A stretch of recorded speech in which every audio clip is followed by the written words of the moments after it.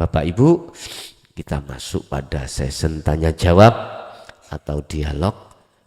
Barangkali ada yang perlu ditanyakan tentang bab syafaat atau yang lainnya, kami persilakan.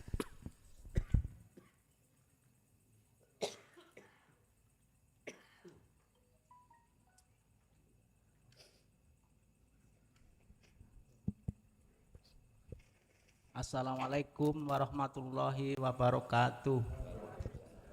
Mau tanya Gus, bagaimana caranya menata hati agar selalu ingat pada Allah, baik di dalam bekerja maupun kumpul sama keluarga. Terus yang kedua, saya pernah mendengar ceramah agama bahwa setiap amal perbuatan manusia katanya nanti di akhirat akan dipertanggungjawabkan, dan setiap masing-masing manusia akan mendapatkan buku catatan yang diberikan lewat tangan kanan atau tangan kiri. Pertanyaannya, bagaimana menurut pandangan hakikat Gus? Cukup sekian. Assalamualaikum warahmatullahi wabarakatuh. Waalaikumsalam warahmatullahi wabarakatuh. Bagaimana caranya kita selalu ingat pada Allah? Hati ini dikala kita sibuk jasad dengan pekerjaan, dengan berhubungan dengan anak, istri, tetangga dan sebagainya, bagaimana hati terus ingat pada Allah. Yun sewu Pak. Mau tidak mau kita harus duduk di kelas maksum, kelas musyahadatul baqo. Ya. Tetapi sebelum masuk di kelas itu kita diletakkan Allah kelas mahfud yang di dalamnya ada 2, musyahadatul kamil. Sebelum kita masuk di musyahadatul kamil, kita secara sistem proses kita diletakkan di musyahadatul fana. Semua itu dari 1 ke 2, 2 ke 3 ini secara ilmiah itu dikarenakan kita mengikuti surat Al-Insan ayat 25-26. Di situ dikatakan yang 25, wadhkur isma rabbika bukrata wa asila. Ketika jasmani kita itu berhubungan dengan makhluk, ruhaniyahmu itu harus selalu berzikir. Apa zikirnya? Nyun sewu Pak. Sampai mun ngomong yo abot angel ojo ngono. Memang awalnya berat, tapi lama-kelamaan tadi ringan. Enggak sampai sengaja, langsung ingat sendiri. Jenengan setiap napas keluar masuk, jangan digunakan hal-hal yang lain. Gunakan untuk berzikir sirul asrar yang didorong zikir sir.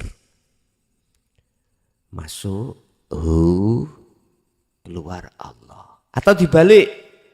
Atau hanya Allah, monggo. Tapi sirul asrar kedah sampean sertakan di situ. Di dalam sirul asrar fungsi yang pertama, hati jenengan merasakan bahwasanya apa pergerakan sampai lewat mata, lewat telinga, lewat mulut, lewat apapun dengan manusia yang lain, hatimu itu tetap beriman hanya pada Allah. Bukan Allah nama ya. Itulah innahu bikulli syai'in muhit. Sesuatu yang halus yang meliputi segala hal apapun. Ini caranya. Jangan dibuat napas itu untuk hal-hal yang lain. Gunakan hanya berzikir. Satu. Yang kedua, wa minal lail. Tatkala jasmania sampai sudah tidak berinteraksi repot urusan dunia, tetap hati terus berzikir. Ini kalau total 24 jam. Dipotong waktu turu. Sebelum tidur pun udzukurullaha qiyaman wa qu'udan wa ala junubihim. Waktu leyeh-leyehmu belum tidur tetap harus sampean sertakan zikir. Sampai bablas keturun. Dengan cara begitulah Pak, sebagai jawaban pertanyaan pertama jenengan. Bon. Terus pertanyaan yang kedua tentang kitab. Setiap amaliyah apa yang kita lakukan di dunia ini akan mendapatkan balasannya masing-masing. Benar. Secara syariat benar. Aku ngombe yo ilang ngelake. Iku nek sing diombe tuya wak atau wedang. Nek sampean ombe banyu aki. Hah? Sing sampean ombe iku baygon.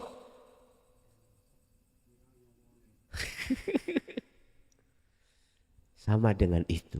Kita di dunia berlaku taat dan maksiat, semuanya ada balasnya masing-masing. Kita terima kitab itu ada di kanan dan di kiri. Ada yang lewat belakang, Pak. Artinya apa, Pak? Kalau siapa yang menerima dengan tangan kanan, dia jelas ahli surga. Wis direncanano, sok tanganku kiwa tak putul. Jadi cek nrimone tangan, iku sebetulnya isyarah Pak. Tangan itu golongan ahli suhud, ahli hijab, bisa. Bukan tangan-tangan ngeten iki, iku isyarah. Cara syariat ya nggih, gak iso tangan digawe tangan tengen nek memang tangan kiwa. Kita ahli hijab, nrimone mesti kiwa, tengen masih model kok surung ya apa? Mboten saged. Kiwa mlaku dhewe ngeten. Sing lakokno sapa ya? Lah kitab yang dimaksud itu apa? Itulah kitab teles. Kitab kalau abang ya abang, kalau putih ya putih, kalau biru ya biru. Apa? Hati jenengan. Gak pernah hatiku bohong, Pak. Yang bohong itu jasad. Nyuwun sewu. Saya sebagai pencuri kambing. Tak ambil kambing sampean. Tapi gak ada bukti, CCTV gak ada, alat bukti, saksi gak ada. Saya mertamu ke rumah jenengan. Waktu mertamu terdengarlah kambing sampean be. Saya terdengar, rencana ini. Akhirnya saya pamitan. Saya tidak langsung pulang. Saya menunggu jenengan tidur. Jenengan gak tidur, tak sawat montro. Apa Pak? Apa jenenge? Aji sirup mega Anda. Tak unjano, keturun ngorok, tak cukup kambing sampean. Gak ada bukti. Tetapi firasat dalam hati sampean iku nuduh saya. Karena bengi iku yang ada saya dengan jenengan. Tapi sampean arep nuduh mboten bisa. Buktine karena wis tak beleh. Wis tak gonangane. Nang jen tak dol. Nang tukang sate, jejak enggak ada. Bisakah ketika saat saya ditanya, Gus, sampean karo wedhusku mambengi sing mbek iku. Padahal sampean ana ndon nuduh kula. Hati kula saged Pak ngomong duduk saya yang mencuri? Mboten saged. Lesan saya boleh ngomong, waduh aku ya gak ngerti, aku krungu kalau mbek iki krungu. Tapi kan kamu kau kan tahu sendiri, aku langsung pulang. Tapi hatiku nggak bisa Pak, nggak bisa bohong. Ayo coba sampean ngen lah. Nggak bisa bohong hati ini. Kalau benar itu benar, kalau salah itu salah. Akhirnya sampean laporno nang gone kepolisian. Terus nang kepolisian sampean mesti ditanya si pelapor. Saudara, ada orang yang kau curigai? Mesti ngono, Pak. Mesti.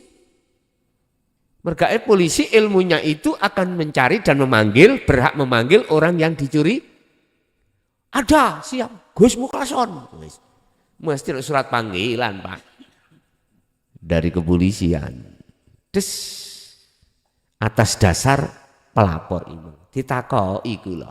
Lah berhubung kula niki ya pun ate mlebu penjara, ya. Ya wis ngerti didik akeh nek ditakoki polisi. Sing penting aku gak ngaku, terus pindone bukti gak ada, jelas. Tapi yo gak kegoblokan polisi, Pak. Polisi pinter.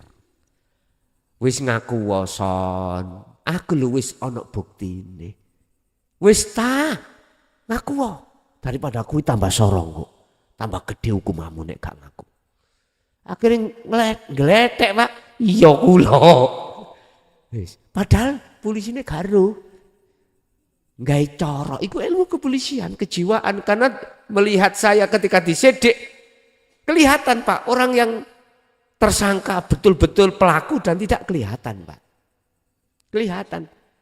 Saya untuk menyembunyikan kelakuan hatiku nggak iso. Pinter kaya apa kita, langsung goblok dadak ning ngono. Lho nggih, estu. Pinter sampean. Teko. Udah makan, sehat? Iya, Pak. Kasih rokokan diwehi, Pak. Wis pokoke dirawayu. Keras gak kena, halus. Ana polisi liyan. Sonak wae. Temen daripada wis soro-soro. Weh ngletek nggih kula. Akhirnya ya temenan, Pak, wis ketemu tersangkane. Seperti itulah. Hati itu enggak pernah bohong. Artinya kitab yang dimaksud kitab kebenaran dari Allah itu jatuhnya dalam hati jenengan. Terekam, Pak. Semua apa perilaku kita saat di dunia itu terekam. Jadi CCTV-nya adalah kitab di dalam hati kita. Iya. Makanya bahasa syariat kiwa tengenmu ono malaikat loro. Ya. Ada yang mencatat kebaikan, ada yang mencatat kejelekan. Wis lekason ya nyauk sepuro. Wis lekason nang tobato ben dibusak. Bapak Ibu hadirin, jadi tentang masalah amaliyah secara hakikat atau buku yang secara hakikat itu tadi adalah amaliyah di mana amaliyah itu ada dua macam, ada amaliyah min qalbin zahidin, ada amaliyah min qalbin rohibin. Ada amaliyah itu didasari hati iman pada Allah, ada amaliyah didasari iman pada selain Allah. Ya wis, engko yang ngunduh kitab dewe-dewe. Nggih, ada lagi?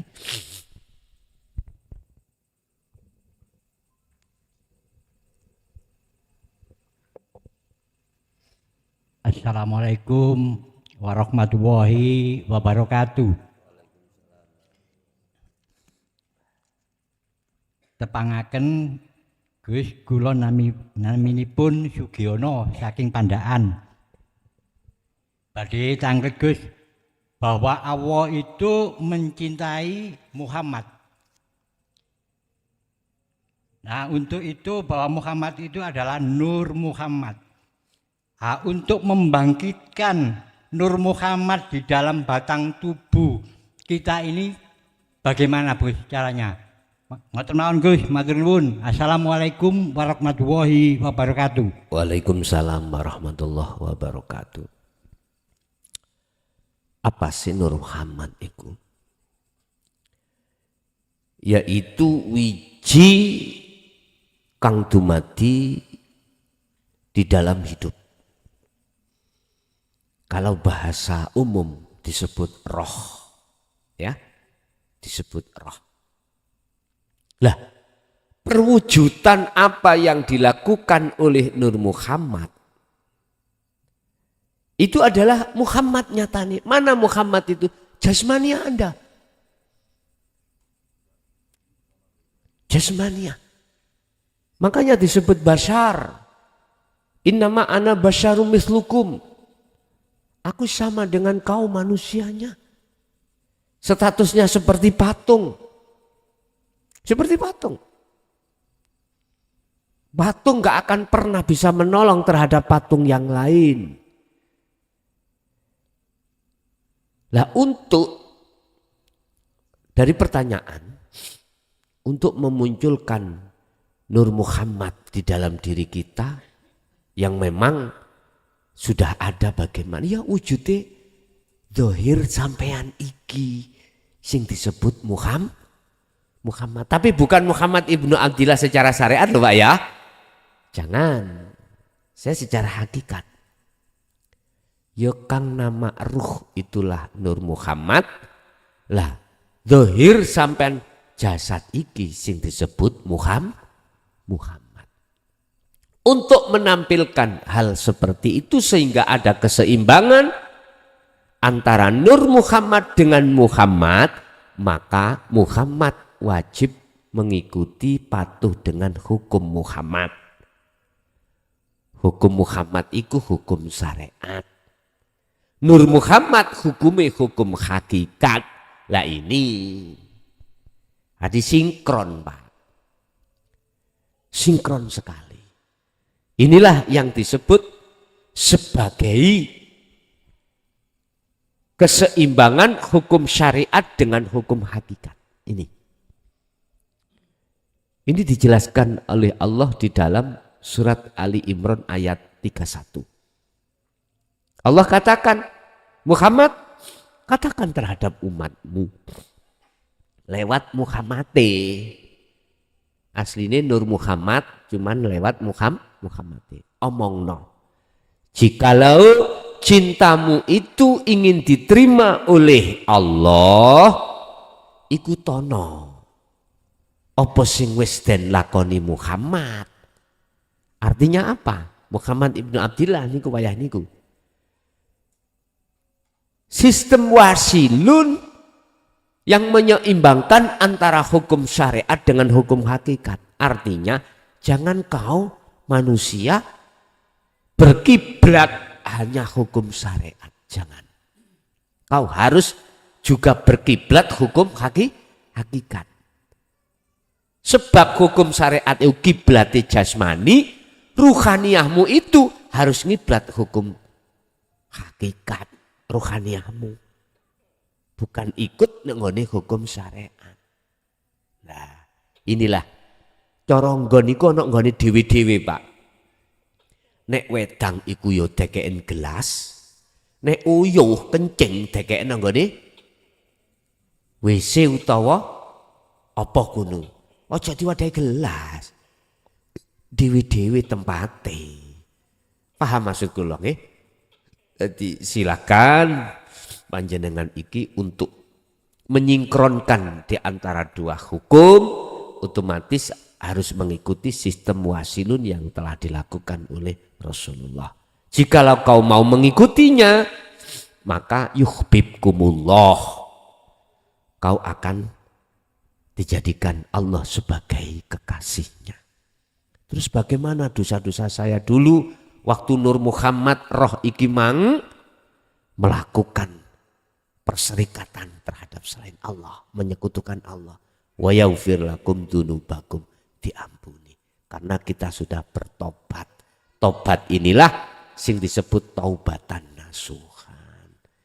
Jadi untuk memunculkan Nur Muhammad adalah Muhammad itu enggak boleh ngaku-ngaku sing iso agawe.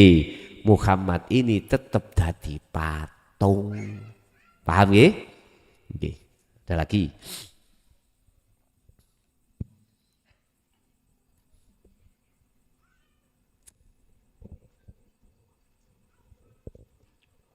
Assalamualaikum warahmatullahi wabarakatuh. Waalaikumsalam warahmatullahi wabarakatuh.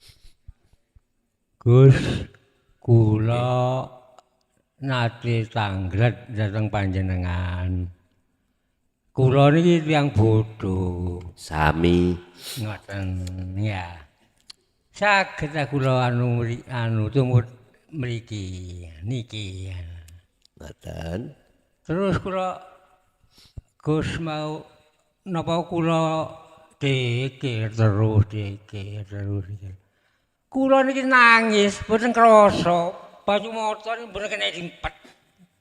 Dadi kula kaget. Gimana melok aku iki ngeten kula. Iku ngoten Bu, nggih ngoten mawon. Ngoten. Nggih, Mbah.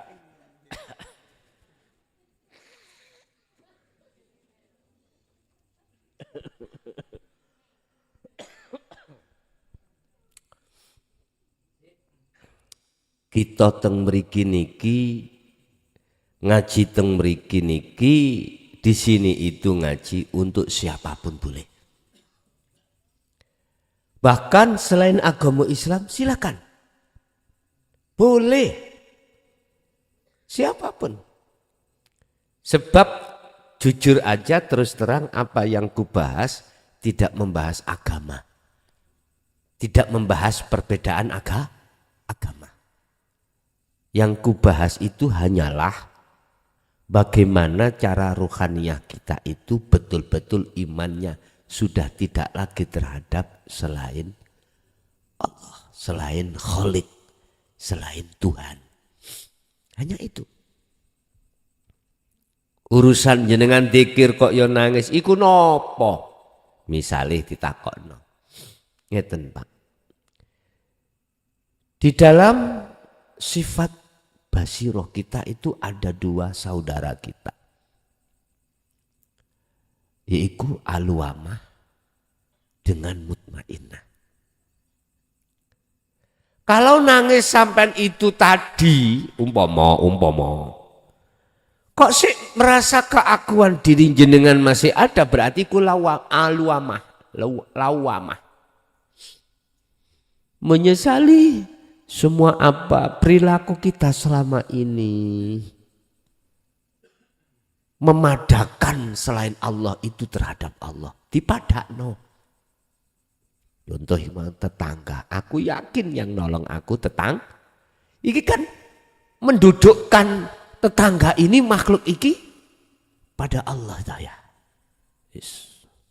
Apa maneh dosa-dosa secara jasmani kita molimo. Berarti nangis iku nangis dari sisi lawamah berarti getun.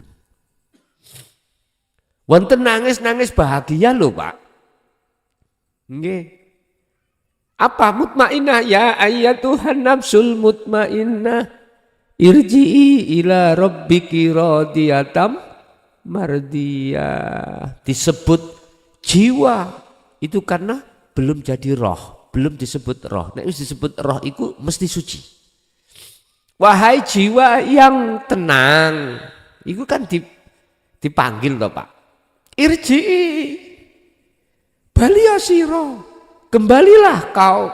Ila rabbiki terhadap Tuhanmu.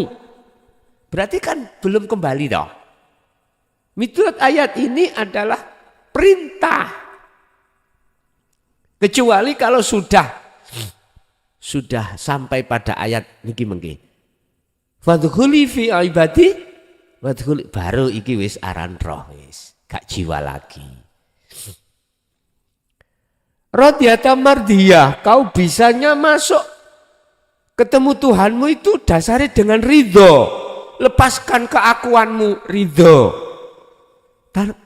Tanpa krono opo-opo kejaba krono Allah. Karena Allah. Sholatmu krono Allah, sembarang krono Allah. Radiyata mardiyah, ridho dan diridhani. Kalau seperti itu, bahagianya gak kena diukur sampai keluar air mata. Bisa terjadi. Makanya saya tinggal tanya aja, nangis iku mang sebab bahagia?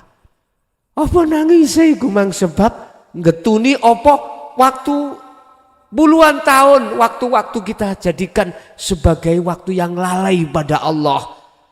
Wal asri innal insana lafi husrin. Apakah di situ kula mboten tanya aja dengan Mbah mboten. Cuman iki tenger mawon. Ada tangisan itu karena getuni kok gak biyen-biyen. Ya gitu? Ada tangisan itu tangisan bahagia. Niki tangisan yang terharu. Bahagianya karena bertemu Allah. Otomatis keakuan kita sudah lepas. Oke, ada lagi?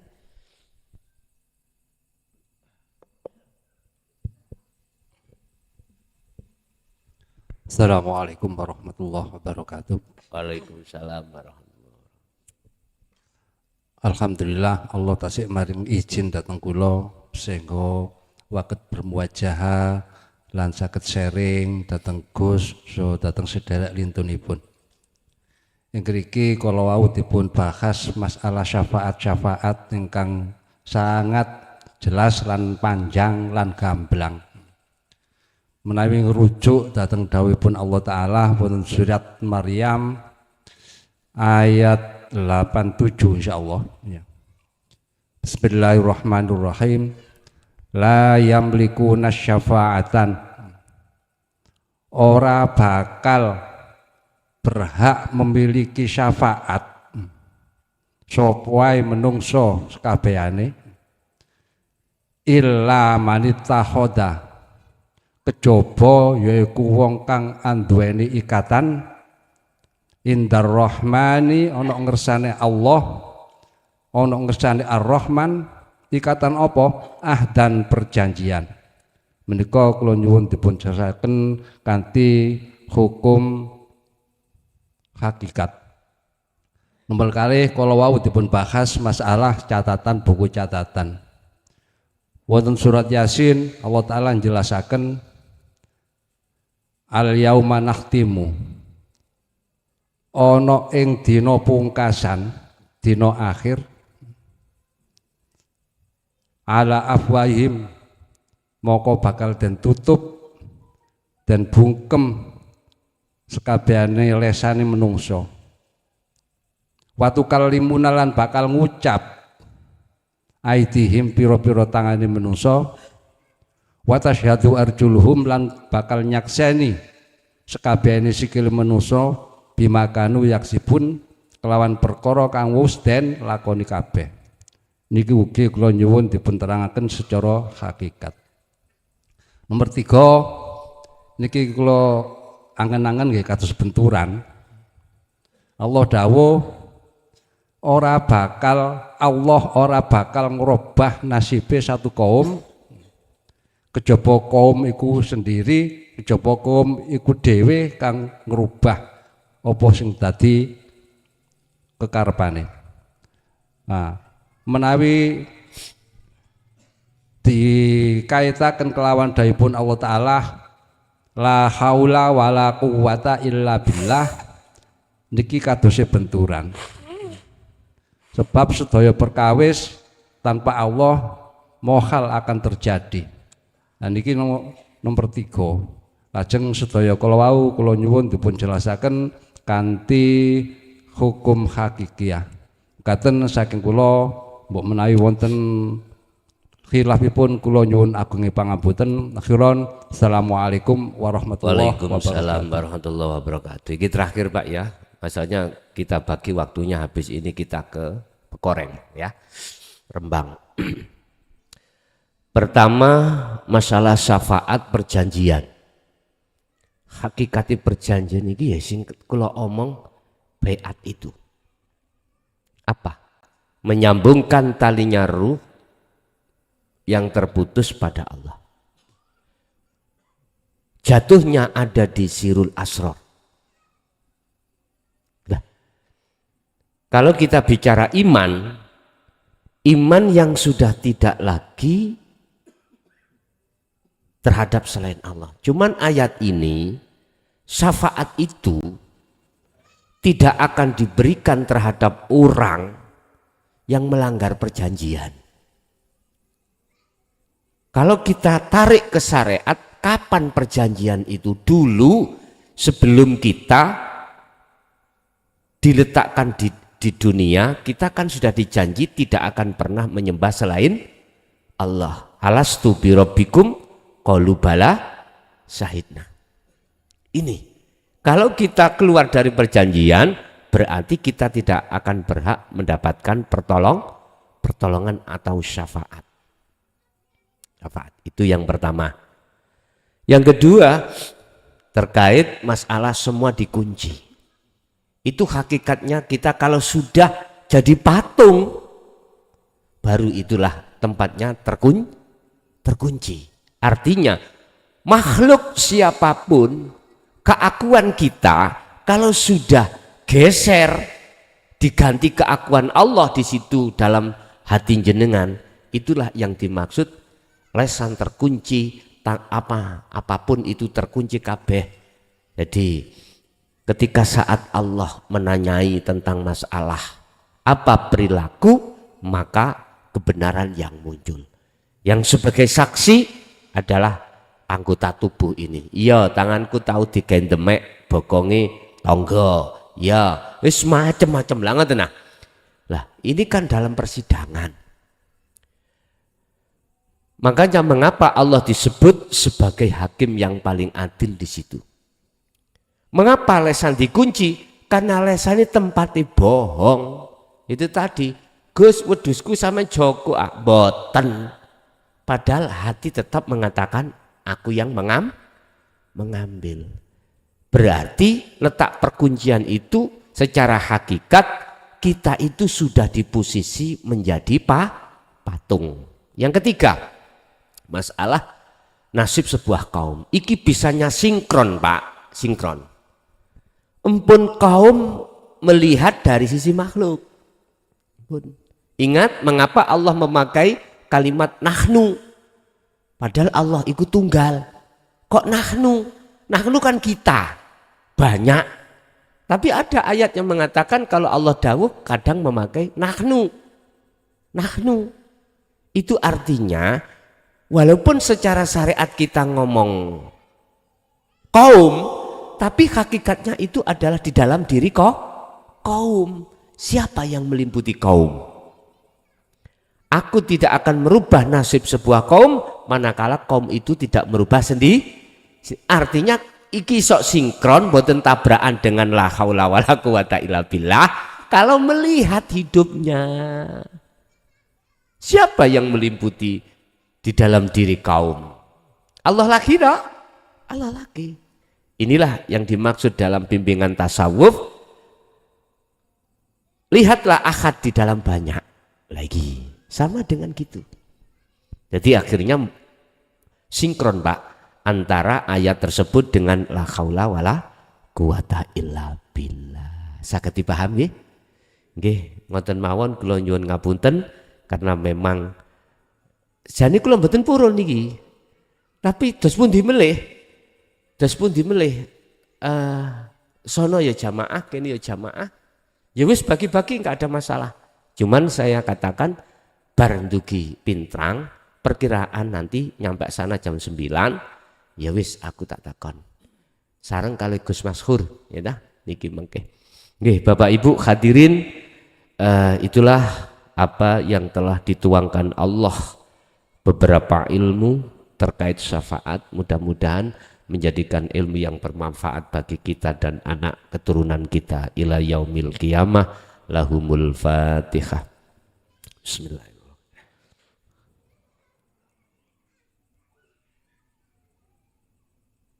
Kurang lebihnya mohon maaf. Akhirul kalam, ihdinas siratal mustaqim. Assalamualaikum warahmatullahi wabarakatuh.